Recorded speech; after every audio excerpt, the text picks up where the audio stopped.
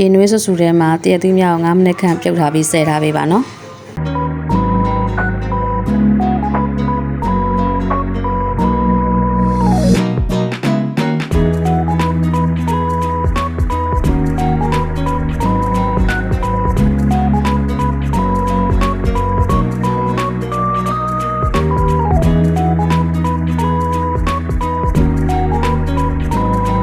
ရေအေးနဲ့စိတ်ချပြီးသွားရင်တရက်သီးလေးတွေကိုရေးစင်အောင်စစ်ထားပေးပါမယ်နော်မီးအေးအေးလေးနဲ့လှော်ပြီးတော့အစိတ်ကလေးတွေကိုအိုးထဲမှာပဲခြေပေးထားပါမယ်နော်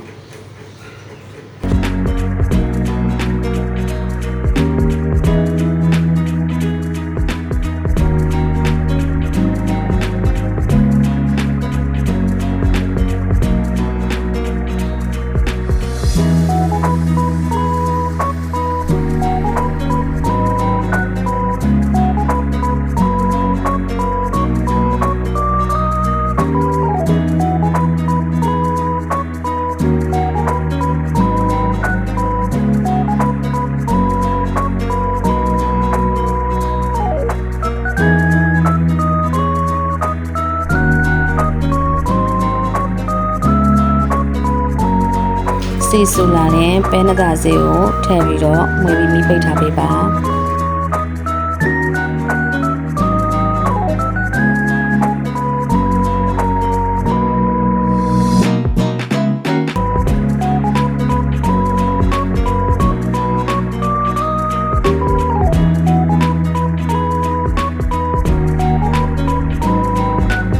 စီရာလော်ရီထောင်းမိသားကိုထည့်ပါမယ်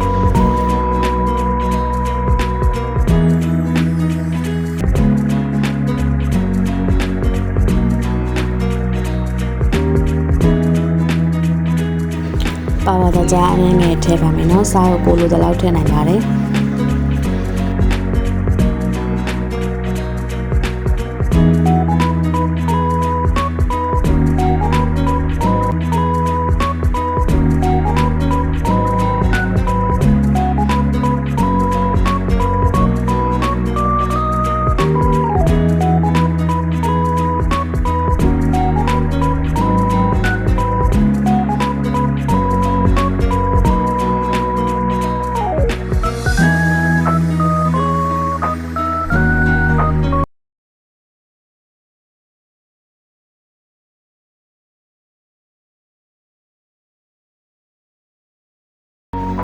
တရက်ဒီအစိမ်းသနက်လေးရပါပြီเนาะကျေးဇူးတင်ပါတယ်ရှင်